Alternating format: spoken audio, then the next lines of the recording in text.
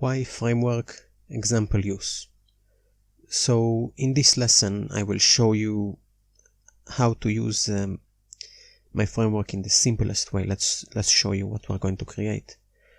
So click the box to go to world game. So this screen is the menu screen, and the box is like a menu item. It can be like any image, so you can put any button. You click it, 2 objects. So you see what happened there? The object is moving. When it hit this one, it lowered its HP, and you also saw the collision happens. So we'll show you how to make the menu world, the moving entity, the target with HP and collision detection. That's it. So the big selling point for my engine is structure and ease of use. Usually when I see examples of app GameKit code or basic language game code, they just say, hey, look, this is my cool game, and now look at my puke code. Bah. And here you go, copy paste code, 1,000 lines of code, good luck. No structure, you don't know how to use it. With my engine, every game you create with it has the same principle structure. So yeah, it means that you'll have to have a little bit of boilerplate code. So the first thing you need to do is to actually include my yengine 2d.hec file in your project, and then include it in the main.hec. Insert it, actually include runs the code. Insert just adds the functions from this file. So you have to have this file. For now it's only for 2D games, because I use the AppGameKit 2D framework. So let's start. We'll insert it. Sharp insert yengine 2d.hec, and let's make it bigger. Okay, now you can see everything. So this will include everything inside here. So the second thing we'll need is this thing, the yengine update. This will update the timers, update the current world, and your own update, your own custom update. I'll show you how to create it in a moment. So we'll put it here. That's part of the boilerplate code. So let's see what else we need. We need to create a world. So let's do worlds. You know what? Let's first just load our placeholder image. Let me show you. In media we have the placeholder image, the blue box thing. So let's include this one first. Load images. I usually would put this in a different file and call it loader. So global placeholder ID is 1, and then we'll load the image.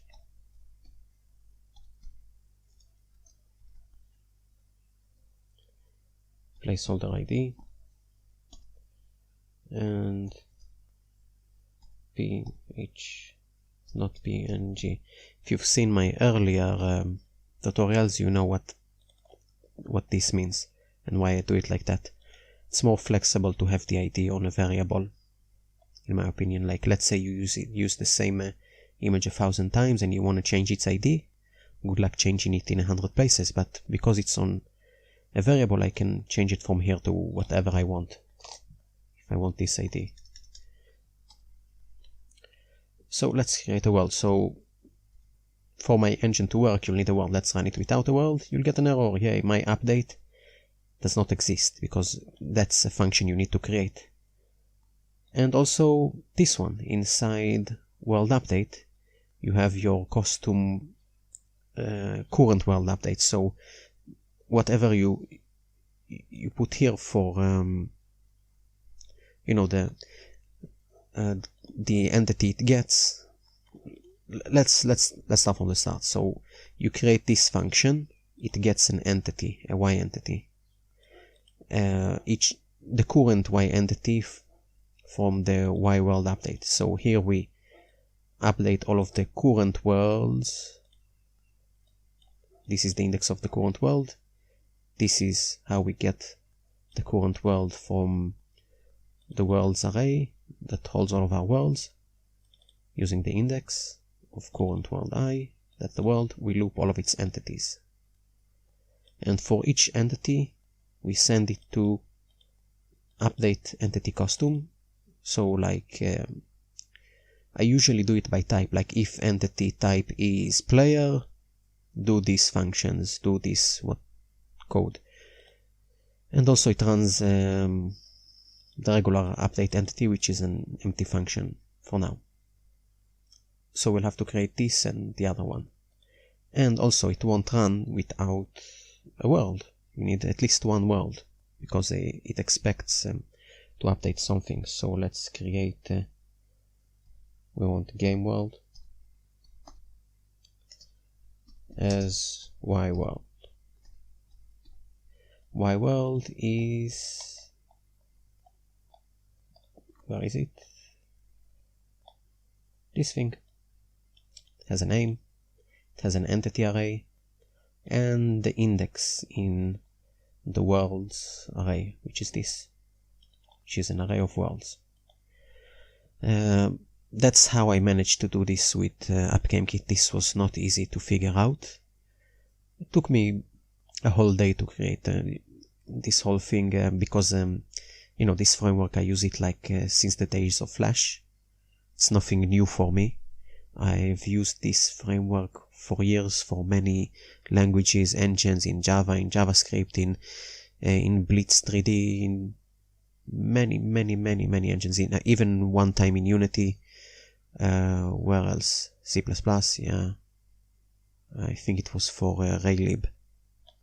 You know, Raylib, it's a C++ easy graphics library. I like ported this framework to, I think, more than 10 platforms or 10 languages, frameworks, whatever. So, yeah, that's why it took me one day to do it. Because AppGameKit, yeah, doesn't have references and the problem, but it does have references. An array is basically a list of references. Well, it uses references to get data, so yeah, that closed that problem for me. Menu world. So, you know what, let's create both of them. Game world equals new y world. That's the easiest way to create that object. Let's call it game. And let's do one for the menu world. And call it menu. So how do we determine which world run first? We'll use the function change world.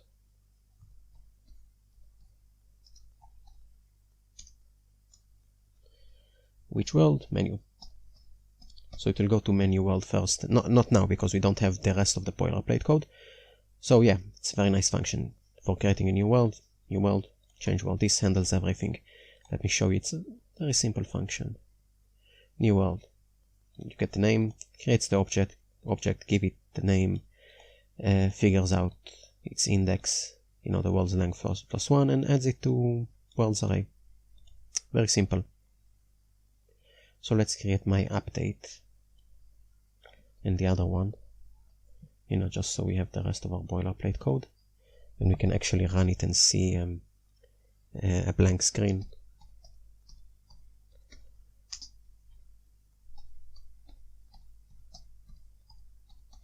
What was the other one?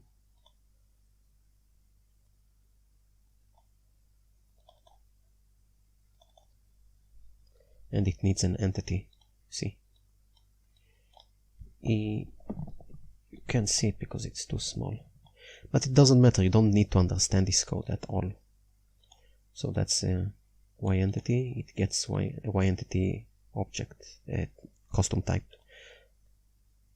So let's just duplicate that,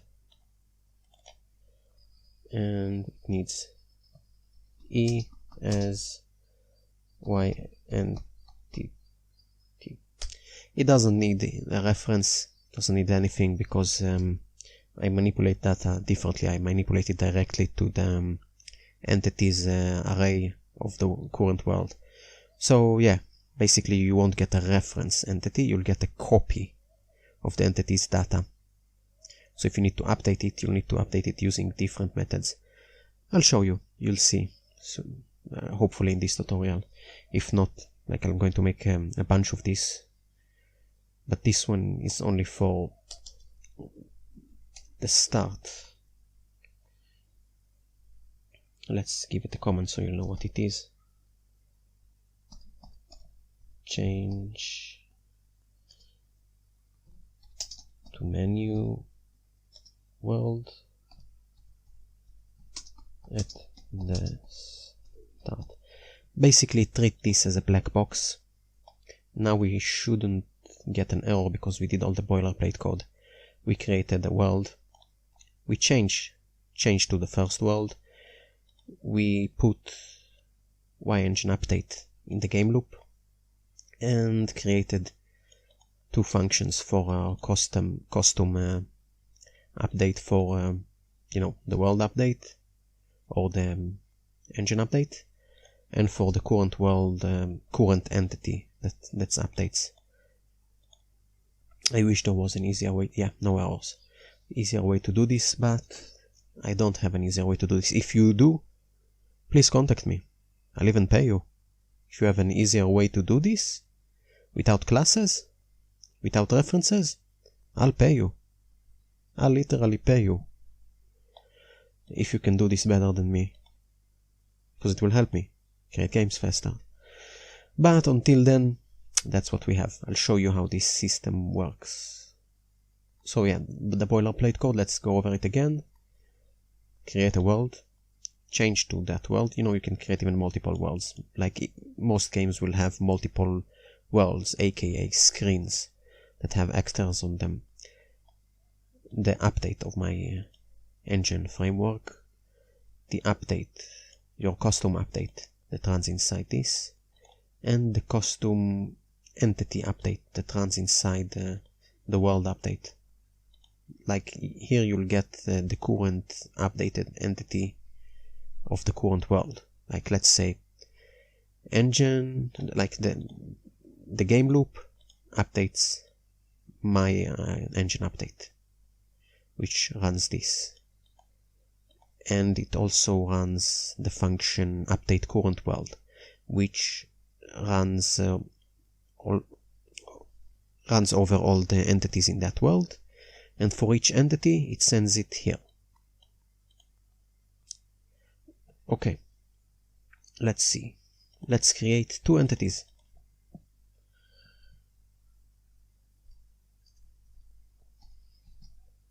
Add entities to world. So let's first initialize the entities.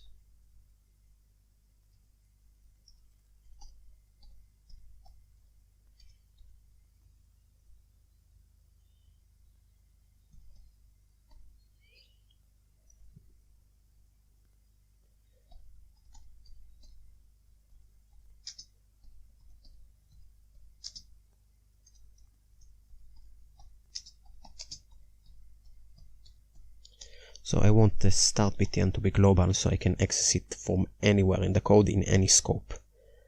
The others, they don't need to be global. You can access them for the engine itself. Test 1 and test 2. Test 1 is the mover, test 2 is the target with the hit points.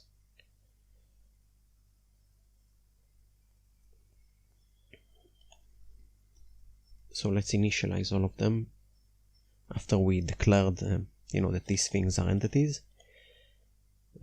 start btn.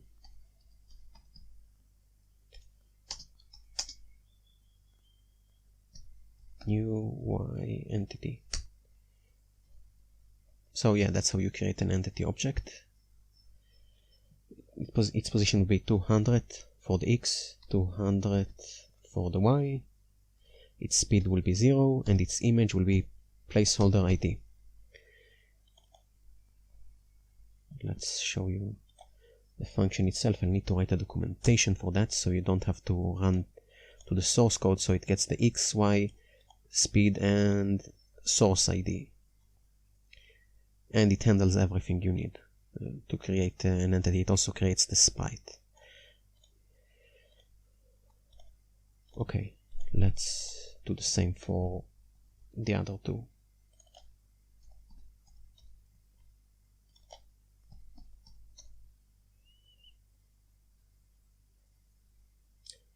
Actually, no. I want to create special methods for them for making those entities, like make mover and make target, because it will be a headache to start manipulating an entity here and just dropping all the code here. So we'll create two more functions. Function make mover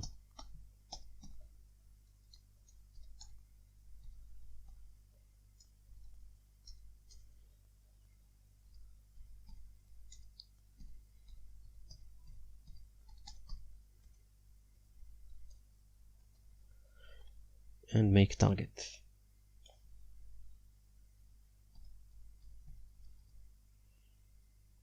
Yeah, it's long.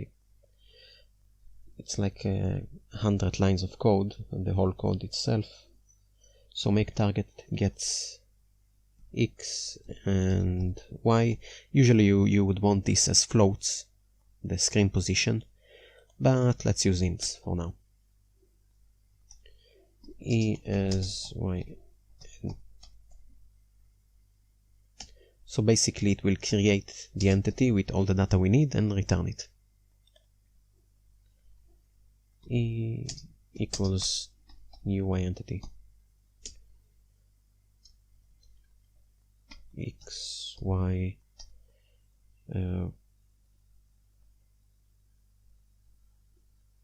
what will be its speed?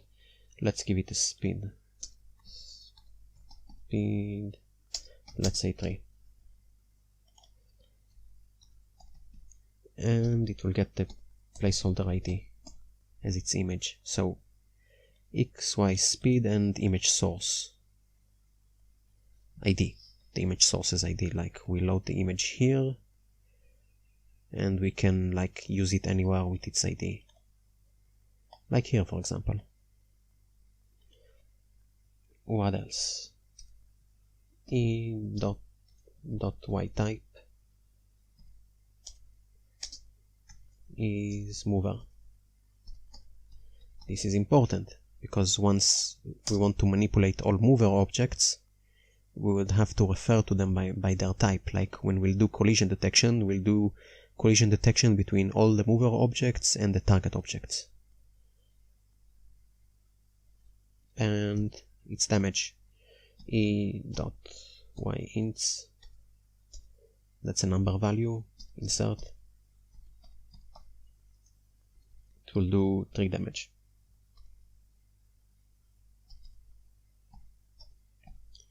So whenever we get an entity of the mover type, we can access damage for its y int array. It will be at the position of 0, because that's the first object we add to the y int array. Let's copy that to make target. Speed is 0. Don't need speed, it's a target, it doesn't move. And its type would be target. Targ. And this one will be HP. It's at the same position in y's position of 0. So Now we'll need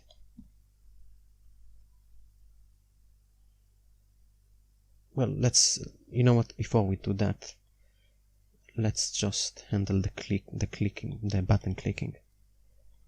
So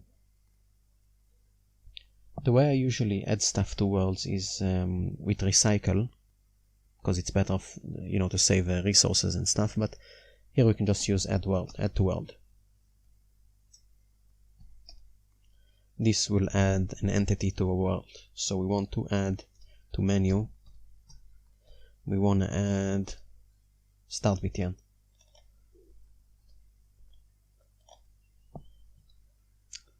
If we run it, we'll have, let's see what's the error. Add world, not a command. Why add world?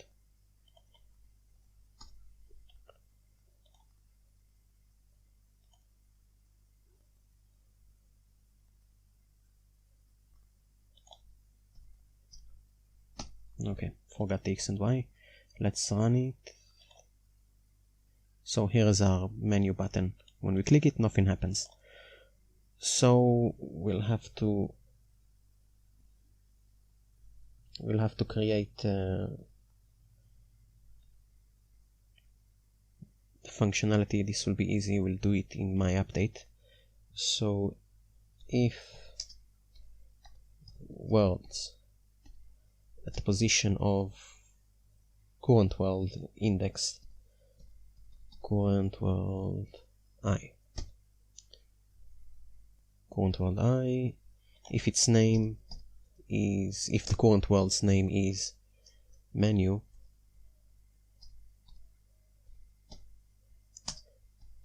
then no, we'll need an end if actually.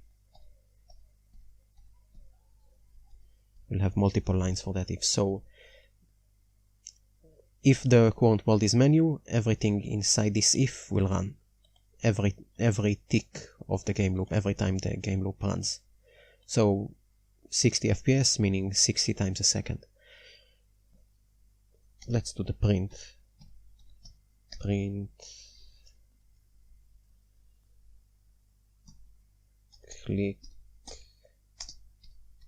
box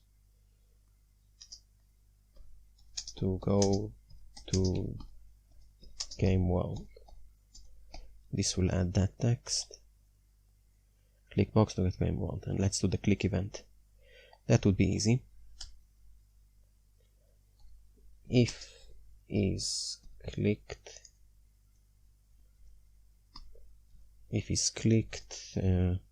start btn. It's global, so I can use it anywhere. Then change world to game. That's how you move between screens. So let's test it. Click, and we're in game world. Let's copy this.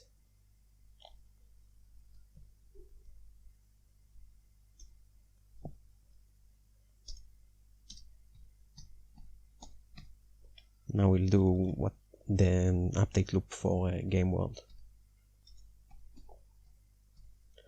Let's do print in game world, just so we know in which world we are. So click box to go to game world. We click it, and it tells us we're in game world once the current world is game. So yeah, that's how you switch between worlds with a click. This can also be called like when game over happens, change to game over world, or next level world, or yeah, if you can put each level on a different world. I don't do that. I usually have a function called change level, which removes all the entities and loads in the new levels entities. Let's see. So let's create the mover and the target. Make mover. tst1 equals make mover.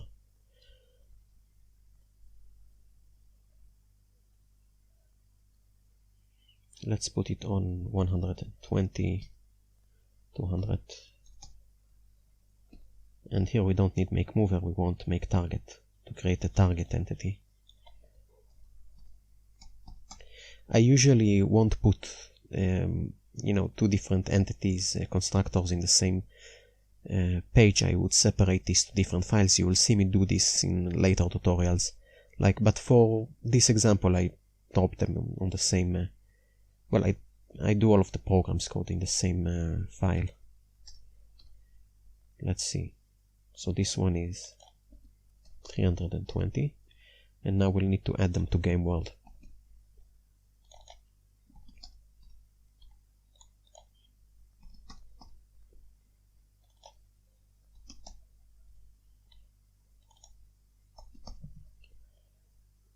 So let's see, make target, what does it want? Must return a value to be used here. Yeah, should return the entity it creates, this thing. So these are our two entities. This is the target and the target and the mover. So let's see, we'll need to create two more methods. For the mover, the move method. For the target, the heat test checker. Function update mover. And it should get the mover's entity.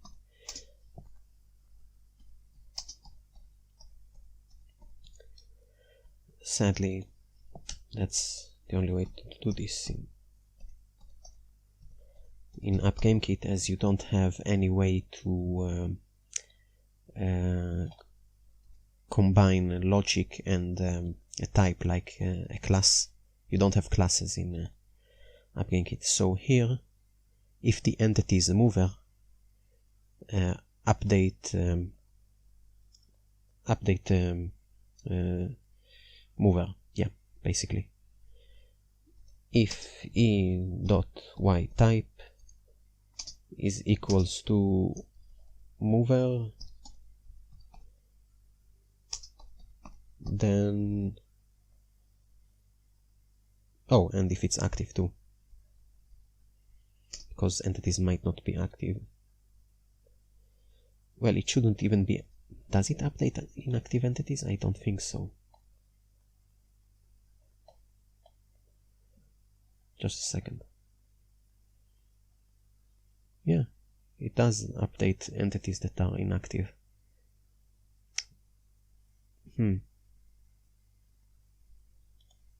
So, yeah, and e.y active. So, if the entity we get is a mover and it's active, meaning we haven't deleted it, or I don't know, it's active, called update mover, and pass to it e. So if e is a mover, update it using update mover. And let's do for the target, we call it targ. So if it's a target, update target.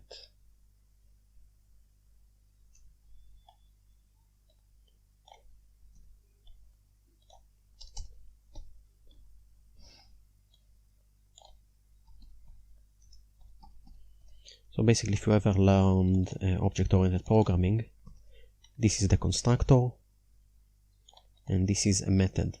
It's related to the mover class target. That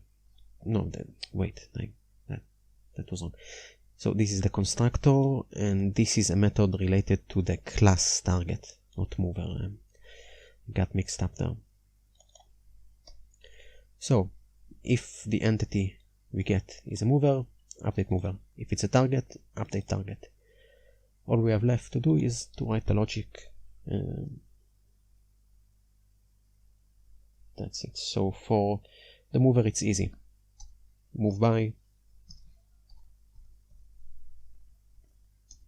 All of these all of these that you see here are functions of my framework. E.speed and 0. So move on the x-axis. Move by gets the entity you want to move, how much you want to move it on the x-axis, how much you want to move it on the y-axis. So we don't want to move it on the y, so it's 0, and we want to move it on the x-axis by the speed of 3, which is the speed it gets, which we send to the entity via its constructor function, the function that creates the entity. Let's see it. Okay, so it moves. For this little example, like all of this code is unnecessary, but as your project grows, this kind of structure is gold. Like, I can't live without this structure, and I make big games, like if you want to make an RTS, a tower defense, or anything. Yeah, if you have a better structure, tell me, I'll pay you.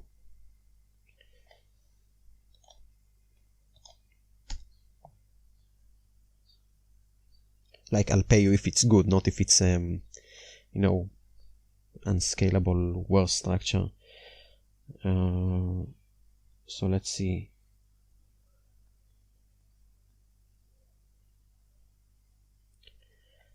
The way I show the target HP is I have, we need to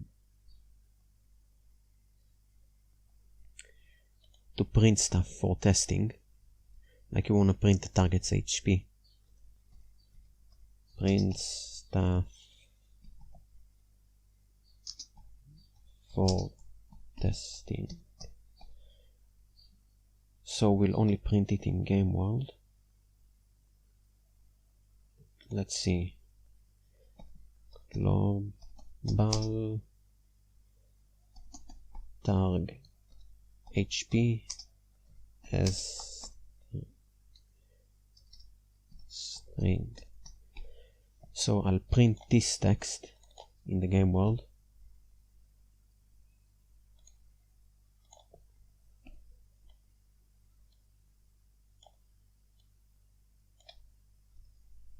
Target HP.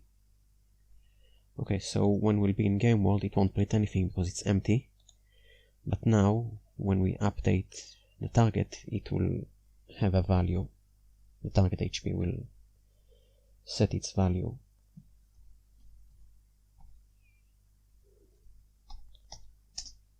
To the target HP. So that's a string, target HP.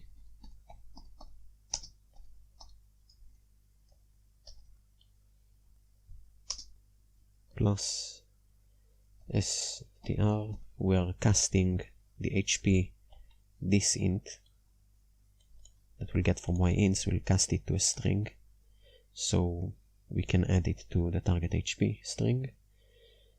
e.yints at the position of 0, so that's how you get the target's HP. We set it to the first position in yints and we get it from the first position in yints. Let's see it in action. Target HP is 40. Let's actually do the collision detection with the mover. Hit test between mover. There are ways to do this with AppGameKit, but I created my own function using AppGameKit functions. But so that they will work with types in my framework. So we'll get an entity if collision happens. We'll put it on T. So it goes like this: t equals heat test between this entity, the target entity, and any mover object. So let's say you have 100 movers, one of them touches the target, it will return the mover object that touched it. Like if collision between mover happens, the mover that touched the target will be stored on y entity, on t, the y entity t. So if is entity E, if E is an entity, it means yeah, there was a heat test with something that is a mover.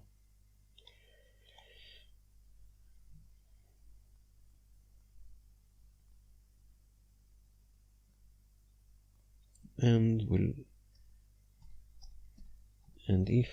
will print heat target.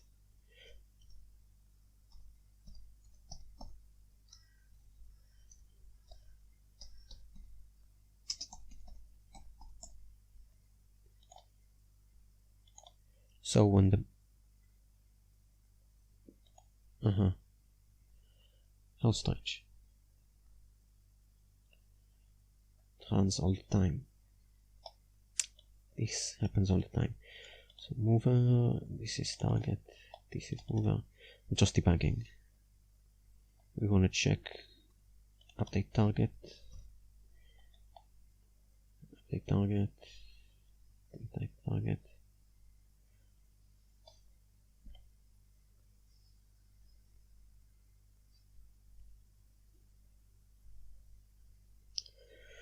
Very strange. This should only happen when heat test is happening.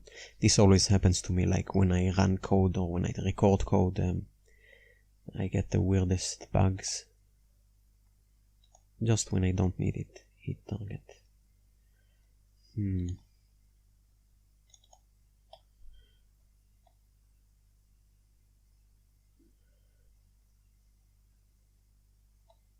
Make mover, make target.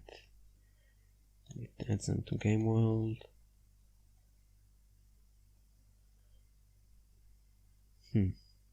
Does it print the HP? Yeah, it prints the HP. Or the target. Okay. Give me a moment, I'll figure it out.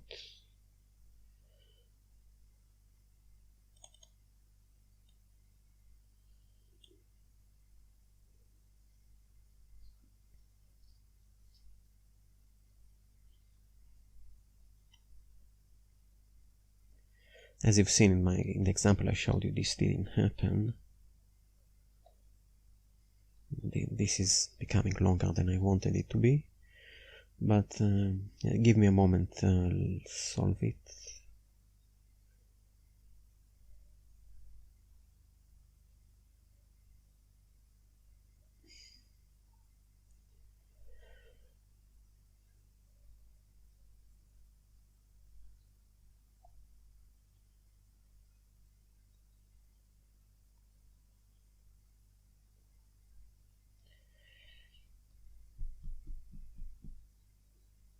Ah, found it. It's E. It should be T.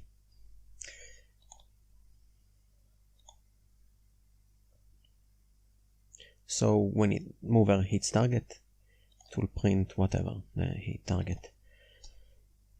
So to change an entity's y-int's position, any position, like in our case it's 0, we'll need to use a function called e-ints change, and it gets the entity, the position of the int you want to change, and the value you want to increment or de-increment for literally overriding whatever is in 0. We'll have to use ei.set, but for now we'll do ei.change to de-increment the HP by let's do by t dot y ints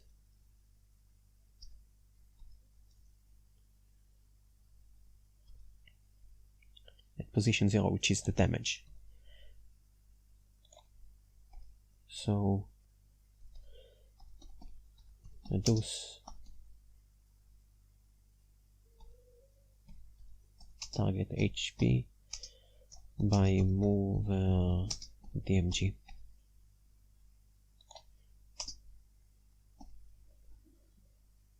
Change the target we get from here at position 0, then the ints in y ints at position 0, change it by damage minus the damage. This should be interesting. Yeah, let's change the damage to 1, see what happens. What's the damage? 1. Should be 20. Yeah. So you see it happening live. It moves. Now it's going to touch it, reduce its HP, and all that. So in a game you would like do something if HP goes below 0, like add another if y ints at position 0 is below 0, remove the target and add points to the player or something. So yeah, that's how you use my framework. Let's recap. You need to add the boilerplate code, which is first thing the Y-engine update. You'll need to create this function, my update. You'll need to create update entity custom to update these current world's entities. Yeah, each time world update will be called, it will call this function and run the entity for it. So we can check if the entity type is mover, player, bullet, whatever, do its update function, and also check if it's active. Let's see. Oh, and yeah, to update a certain world, like a specific world, you do if world's current world I name is your world's name, like menu and game. So after we create the engine update and these two functions, the my update, custom update, and custom entity update, or custom current world update, you need to create a world, or as many worlds as you want, as many as you need. Change the current world to whatever of them, in our case it's menu, and then you can start creating entities like the button, and here when it's clicked, change world to game. What else? So we did make mover, so the way we oh yeah, and after you initialize the entity, like you know, create the variable, initialize it, and then you add it to whatever world you want, like y add world, menu add start button, game add test 1 and test 2. Usually I'll use y reset. You'll see in later tutorials that I use a different function to add to world to save resources. And then we made the functions for each entity type, like for mover. That's how you create a mover. It's an entity, but we change its type and we give it another int attribute. And then we make an update mover, so we can use it here if the entity we get from the custom world update is a mover, and update the target. Like we created that's for creating the target, that's for updating the target. And what we update is the target's HP text, which we put here. It's a global string, so we can use it in any scope. What else did we do? Then we did a hit test to get a mover object if it hits the target, and if t is not 0, if it's an entity, do this. reduce the updated target. Like if you have 10 targets, this will be the current updated target. Reduce its HP, like change its Y ints, change its Y ints at the position of 0. See? 0 here, 0 here. Change it by the target, change it by the mover that hits it, minus its Y ints at position 0, which is the damage. Yeah, so for example, you have 10 movers, each of them has a different damage, like this one has -1, another one might have a damage of 5, so yeah, this is very dynamic. And that's it. If you have any questions or have an idea how to improve this, please contact me. In the next tutorials I'll show you how to actually create games with my framework.